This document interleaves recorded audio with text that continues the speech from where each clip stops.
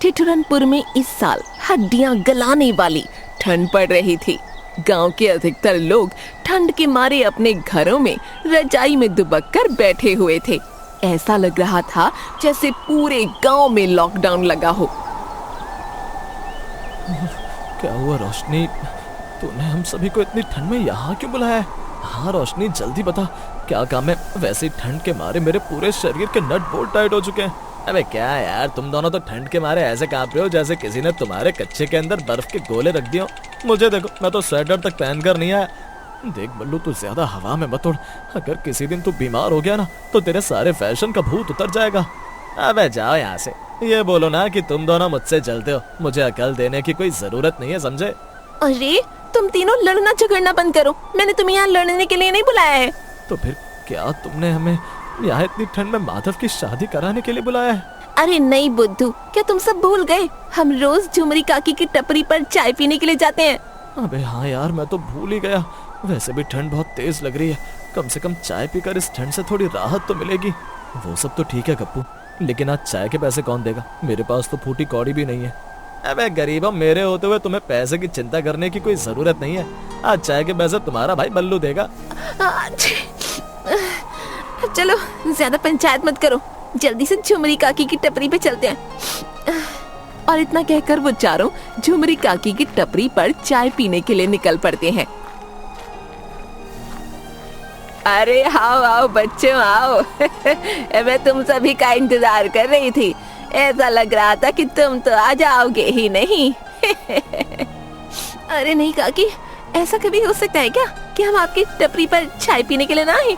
हाँ झुमरी काकी, अगर एक दिन ही हम आपकी चाय ना पिए तो हमारा दिन ही अच्छा नहीं जाता। मस्का तो ऐसे लगा रहा है जैसे झुमरी काकी इसको फ्री में चाय दे देंगी। बच्चों तुम 5 मिनट रुको बस, अभी तुम सबके लिए गरमा गरम मसालेदार चाय बना के लाती हूँ।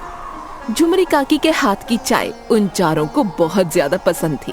वो हर रोज झुमरी काकी की टपरी पर चाय पीने के लिए आया करते थे, जिसके कारण झुमरी काकी से उनका लगाव बहुत ज्यादा बढ़ गया था।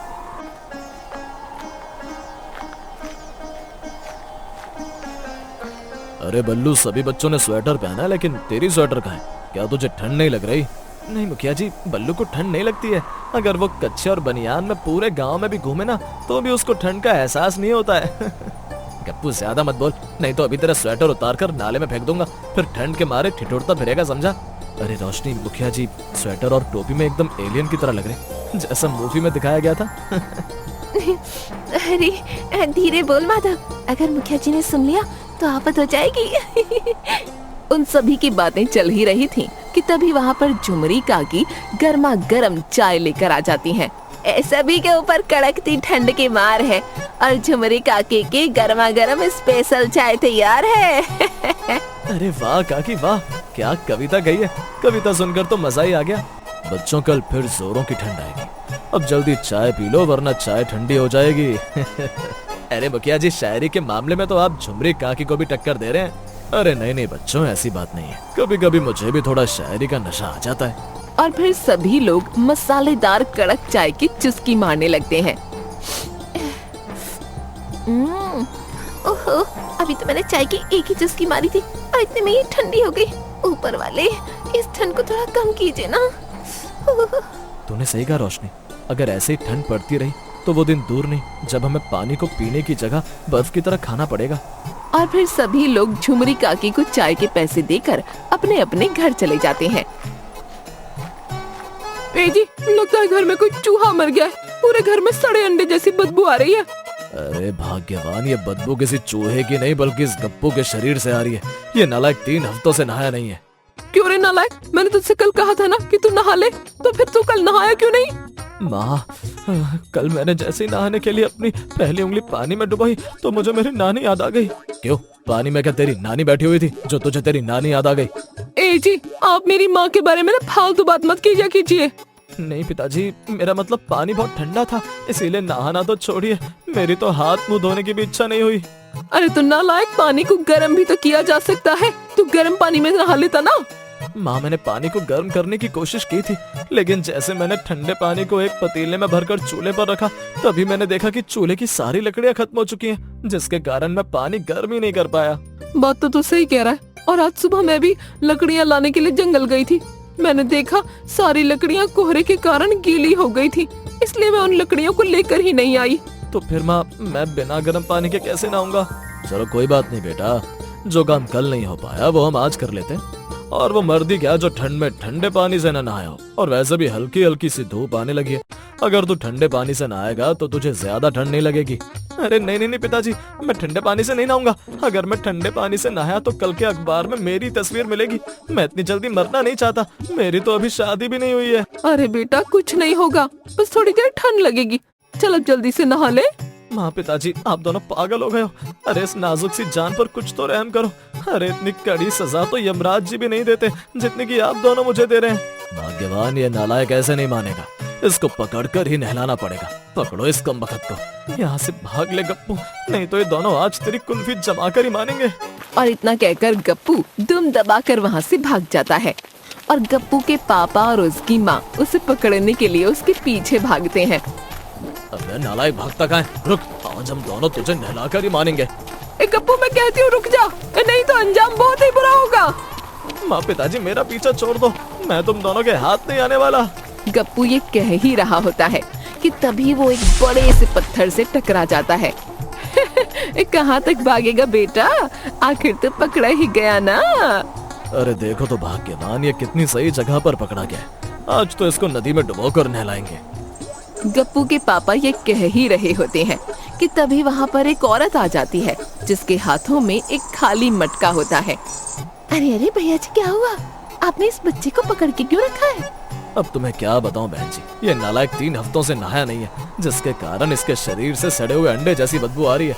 बस इसी को नहलाने के लिए हम इसको पकड़ कर रखे हुए हैं। बहन जी, अगर आपकी आज्ञा हो तो क्या मैं 5 मिनट के लिए आपका ये मटका ले सकती हूँ?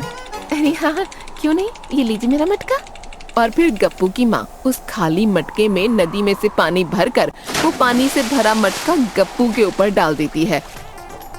अरे अरे कोई बचाओ, बहुत ठंडा पानी है। अरे मम्मी रे, अरे पापा मर गए। अरे मैं आज के बाद जिंदगी में कभी नहीं नहाऊंगा। ये हुई ना बात, गप्पू बेटा अब तू एकदम नहा धोकर फ्रेश हो गया, अब तू कहीं भी भाग सकता है।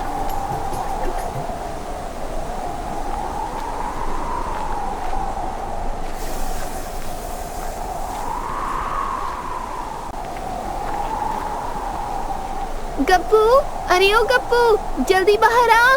गप्पू मेरे भाई, जल्दी बाहर आ। आज तुझे झुमरी काकी की टपरी पर चाय पीने नहीं चलना क्या? गप्पू बेटा। क्या हुआ माँ, अब क्यों मुझे परेशान कर रहे हो? अब क्या आपका फिर से मुझे नहलाने का इरादा है?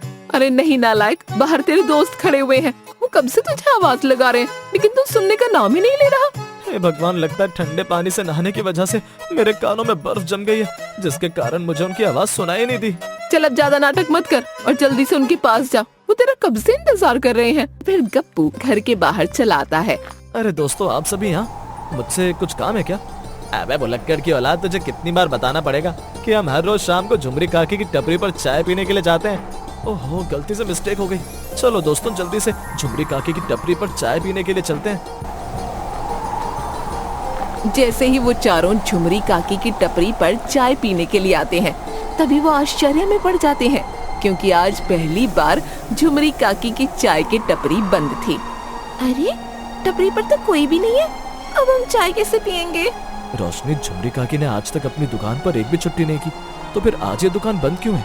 मुझे तो लगता है झुमरी काकी ठंड के मारे लुढ़क गई हैं। हे भगवान, उनकी आत्मा को शांति देना।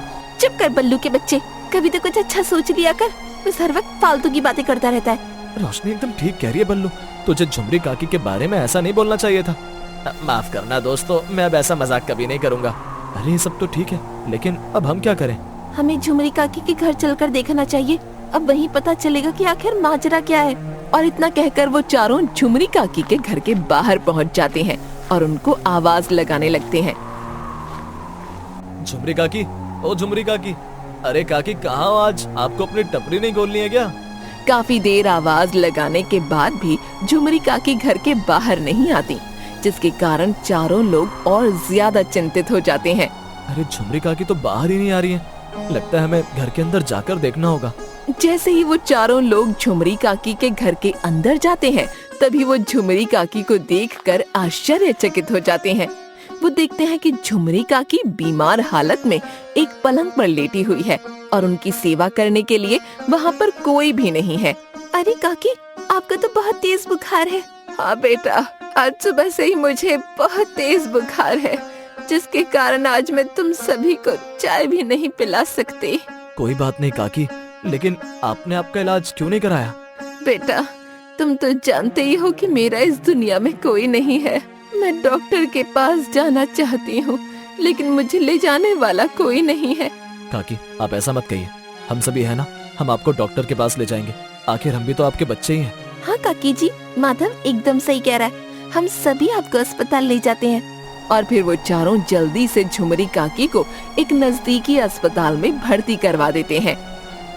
डॉक्टर साहब, हमारी झुमरी काकी को क्या हुआ है? वो जल्दी ठीक तो हो जाएंगी ना? वो क्या है ना, हम सभी को उनके हाथ की मसालेदार स्वादिष्ट चाय की याद आ रही है। यहाँ झुमरी काकी दर्द से तड़प रही है और इस गप्पू के बच्चे को चाय की पड़ रही है। देखो बच्चों, हम सभी जानते हैं कि इस साल ठंड बहुत तेज है और अब आपकी काकी भी बहुत ही ज्यादा बुजुर्ग हो चुकी है। इस कड़कड़ाती ठंड को सहन न कर पाने की वजह से उनकी हालत हुई है। लेकिन आप सभी बिल्कुल भी चिंता मत कीजिए, आपकी काकी जल्दी ठीक हो जाएंगी। डॉक्टर साहब, हमारी काकी को ठीक होने में कितना समय लगेगा? बेटा, आपकी काकी को अभी 1 महीने आराम की जरूरत है। मैं कुछ दवाइयाँ दे रहा हूँ, आप इन दवाइयों को समय समय पर इनको खिला देना, जिससे आपकी काकी जल्द ही तंदुरुस्त हो जाएंगी। और फिर गप्पू, रोशनी, माधव और बल्लू झुमरी काकी को लेकर उनके घर आ जाते हैं। काकी जी, जब तक आप ठीक नहीं हो जाती तब तक आपको कोई भी चीज की चिंता करने की जरूरत नहीं है, क्योंकि हम सभी आपके साथ हैं। बच्चों, मैं कितनी खुश नसीब हूँ जो मुझे तुम्हारे जैसे बच्चे मिले। भले ही मेरी कोई औलाद नहीं है, लेकिन तुम मेरी सगी औलाद से कम नहीं हो। काकी जी, आपकी दवाई खाने का वक्त हो गया है, मैं अभी आपके लिए पानी लेकर आती हूँ। काकी जी, मैं भी आपके पैर दबा देता हूँ, आपको थोड़ी राहत मिलेगी। और काकी, मैं आपका सिर दबा देता हूँ, जिससे आपके सिर दर्द में थोड़ी राहत मिलेगी। तो भाई मैं क्या करूँ, मुझे भी तो कुछ काम दो।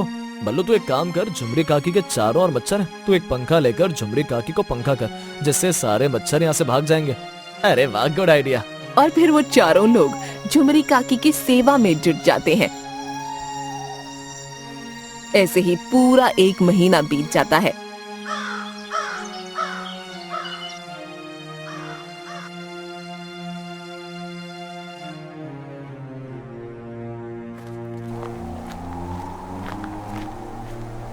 बच्चों, मैं तुम सभी के शुक्रगुजार हूँ। अगर तुम उस दिन सही समय पर मेरा इलाज न कराते तो शायद इस वक्त तुम्हारी झुमरी काकी तुम्हारे बीच ना होती। तुम्हारा बहुत बहुत शुक्रिया। काकी, आपको शुक्रिया अदा करने की कोई जरूरत नहीं है, ये तो हमारा फर्ज था। बस आप तो अब जल्दी से हमारे लिए गर्मा गर्म मसालेदार चाय बनाकर ले आइए। मैं कब से तड़प रहा हूँ आपके हाथों की चाय पीने के लिए। अरे हाँ, मैं तो भूल ही गई। मैं अभी तुम सब के लिए गर्मा गर्म अदरक वाली चाय बना कर लाती हूँ। और कुछ देर बाद झुमरी काकी सभी के लिए चाय बना कर ले आती हैं और सभी लोग चाय की चुस्की मारने लगते हैं। काकी जी, चाय तो हमेशा की तरह 1 नंबर बनी है, बस एक शायरी हो जाती तो इस चाय में 4 चांद लग जाते। हाँ काकी, एक बढ़िया सी शायरी सुनाइए ना। तो सुनो बच्चों, कि किसको बोलूं हेलो और किसको बोलूं हाय। हर टेंशन की एक ही दवा है, अदरक वाली चाय। वाह वाह वाह वाह वाह वाह।